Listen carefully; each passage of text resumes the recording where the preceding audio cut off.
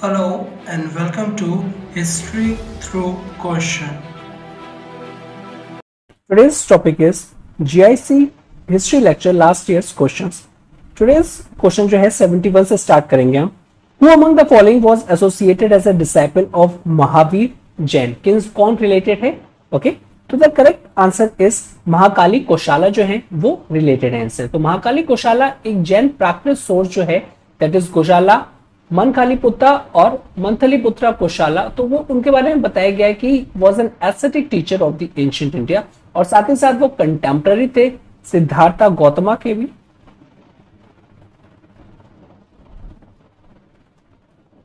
गौतमा के जो कि फाउंडर थे बुद्धिज्म और साथ ही साथ महावीर के भी. ठीक है, जो कि 24 तीर्थंकरा थे जैनिज्म के या फिर लास्ट तीर्थंकरा कह सकते हैं. साथ ही साथ जो भगवती सुत्ता है, ठीक है, कौन सा? दैट इज भगवती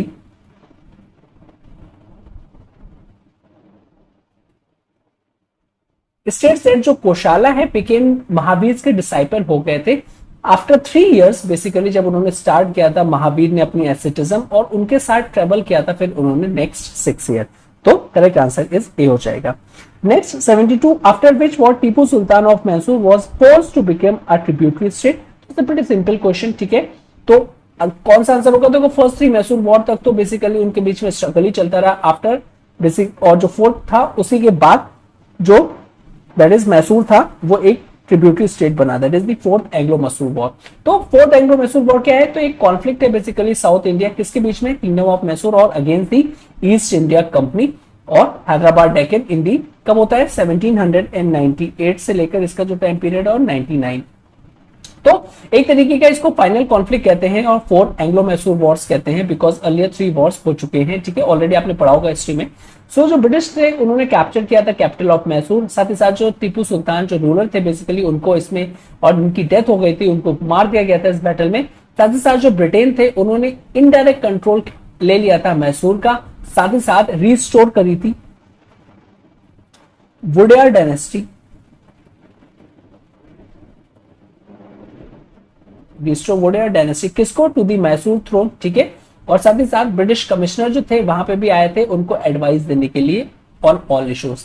और टीपू सुल्तान के जो यंग हायर थे that is the Fateh Ali, उनको एग्जाइल में भेज दिया गया था. और साथ ही साथ जो किंगडम ऑफ मैसूर था वो एक तरीके से प्रिंसली स्टेट बन गया था. ये सब्सिडरी अलायंस जिसमें जो ब्रिटिश इंडिया थे कवर कर रहे थे parts of present Kerala Karnataka का रीजन और साथ ही साथ कोयम्बटोर को भी सीट किया था. दक्षिण कन्नड़ा का या फिर उत्तरा कन्नड़ा का भी एरिया उसमें आ गया था.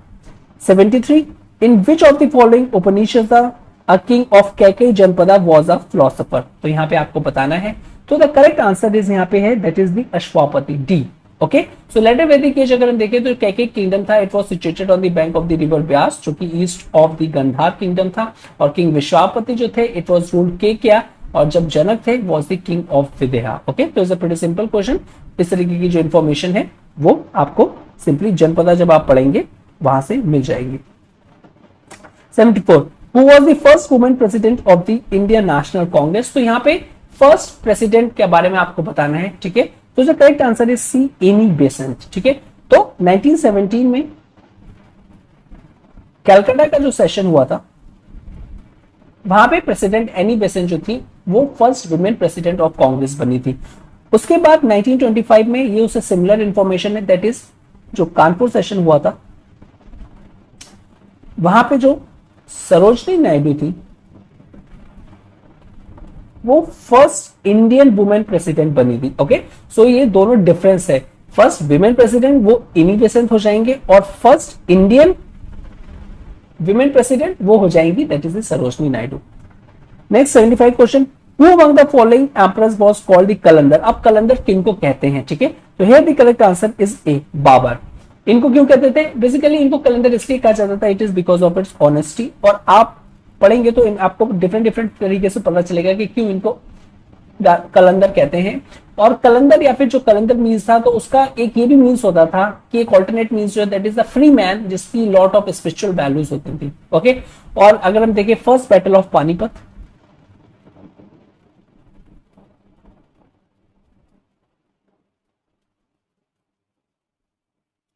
बैटल ऑफ पानीपत के बाद जो बाबर थे उन्होंने फर्स्ट एडॉप्ट किया था सिस्टम ऑफ तुगलमा वॉर एंड तोपखाना। सो बाबर को इसलिए भी कैलेंडर किया जाता है फॉर हिज ब्रेवरी। ओके, तो चाहे वो ऑनेस्टी के लिए आप कह लो चाहे ब्रेवरी के लिए कह दो, लेकिन ये एसोसिएटेड किससे word, that is the Babur. 76 by which viceroy the Congress was banned. तो किन भाई साहब ने, किन वाइसरॉय ने कांग्रेस को बैन कर दिया गया था? तो correct answer is C, lord Willingdon जो थे उन्होंने इसको बैन कर दिया था। अब लॉर्ड विलिंगडन जो थे that is the governor general थे और वाइसरॉय ऑफ इंडिया थे। इनका जो टाइम पीरियड था दैट इज द 1931 से 1936 तक ये रहे थे। और लॉर्ड विलिंगडन जो थे वो 22nd वाइसरॉय थे and governor general of India थे। कब से कब तक? टाइम पीरियड हमने देख लिया। टू बी वेरी स्पेसिफिक 18 अप्रैल 1931 से 18 अप्रैल 1936 तक। इंपॉर्टेंट इवेंट जो इनके पीरियड में हुए थे that is the second and third RTC, that is the round table conference, काफी इंपॉर्टेंट था, ठीक है ना। उसके बाद इनके टाइम पे रीलॉन्च हुआ था civil disobedient movement, communal award किन्होंने दिया था? That is the Ramsay McDonald.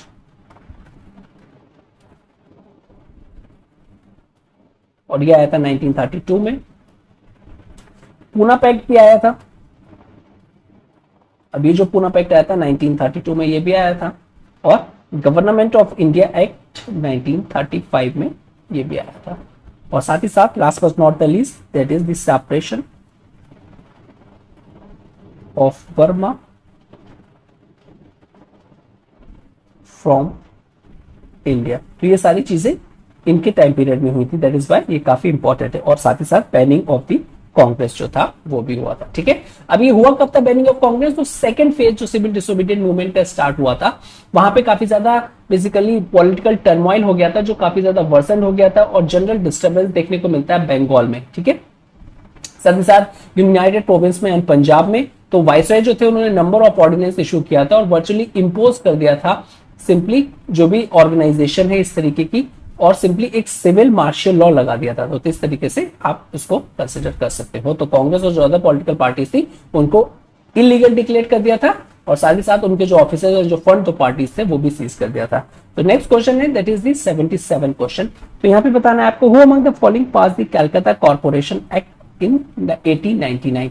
तो again is a quite simple question, that is the Lord Curzon. फिर से टाइम पीरियड जो उनका है मैच जहां से करेगा वहां से आप बता सकते हो। और लॉर्ड जो कर्जन है उनके जो इनफेमस जो उनके जो स्टेप्स है उनमें से ये एक है, ठीक है। तो वाइसरॉय जो लॉर्ड कर्जन थे एक न्यू लेजिस्लेटिव मेजर लेके आए थे जिसका नाम था कैलकाटा कॉर्पोरेशन एक्ट 1899।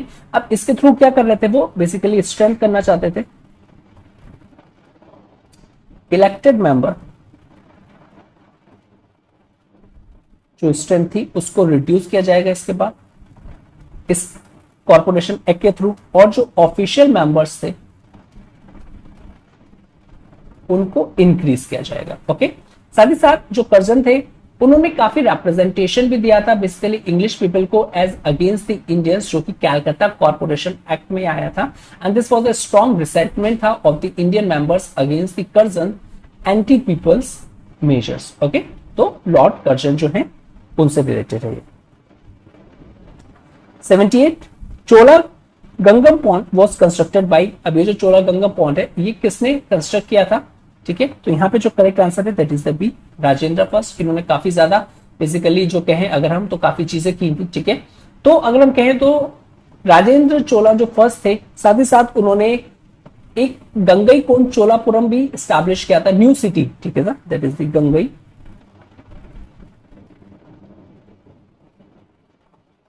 कोंड चोलापुरम,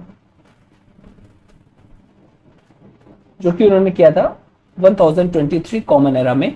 तो वो सेलिब्रेट करना चाह रहे थे अपनी victorious march to Ganges, and ये जो सिटी थी it was the capital of Chola empire for nearly 250 years रही थी। ओके, साथ ही साथ वहां पे एक कंसेप्शन ये भी था चोला में कि जो भी जीतेगा तो उसको ये था कि ही मेड श्योर दैट कि he brought back Holi waters of the sacred reverse, और वो चोला गंगम में गिरना चाहिए। Okay, which is known as the Poneri. Okay, so they use this lake. अब वो ये जो लेक है जहां पे आ रहा है पानी, वो इरिगेशन के लिए यूज करते थे, ड्रिंकिंग पर्पस के लिए यूज करते थे. ओके, और अगर हम कहें तो ये एक काफी फैक्ट भी है इस लेक के लिए कि it spread over 20 kilometres. Okay, and it's still in use, अभी भी इसको यूज होता जाता है, और अभी इसको बारे में कंसिडर किया जाता है कि it is one of the largest जो है एंशिएंट मैन मेड लेक्स है. Okay, next 79, in which year the Bengal tenancy act came into force. अब तो टेनेंसी एक्ट आपको बताना है, तो यहां पे जो करेक्ट आंसर है दैट इज द बी, 79 का बी, दैट इज द 1885. अब ये जो बंगाल टेनेंसी जो एक्ट है इसको इनेक्ट किया गया था बंगाल गवर्नमेंट ने. बेसिकली डिफाइन करना चाहते थे वो नेचुरल राइट्स क्या हैं और लायबिलिटीज क्या हैं जमींदार के, natural rights and liabilities of जमींदार, साथ ही साथ टेनेंट्स जो हैं. बेसिकली काफी ज्यादा रिस्पॉन्स आ रहा था, बेसिकली वाइड स्प्रेड पीसंट डिस्कंटेंट देखने को मिल रहा है, तो इसका एम था कि कैसे तरीके से डिफाइन किया जाए natural rights and liabilities of zamindars and tenants, because काफी ज्यादा वाइड स्प्रेड रीजन का डिसकंटेंट हो रहा था, डिसकंटेंट जो कि एक तरीके से काफी थ्रेटनिंग था stability of the colonial system of government. Okay, next 80 question, in which of the following inscription पताबी श्रेणी इज मेंशन. तो यहां पे आपको बताना है, तो correct answer is A, that is the Mandsaur inscription of Kumara Gupta. जो गिल्ड ऑर्गेनाइजेशन थी वो डिस्क्राइब थी मेंडेसोर इंस्क्रिप्शन ऑफ कुमार गुप्ता में. ठीक है, वाज नोन एज दी टोंटू बाया. ओके, सो विद दिस यहाँ पे हमने सारे क्वेश्चंस देख लिए. इसके आगे क्वेश्चंस नेक्स्ट पार्ट में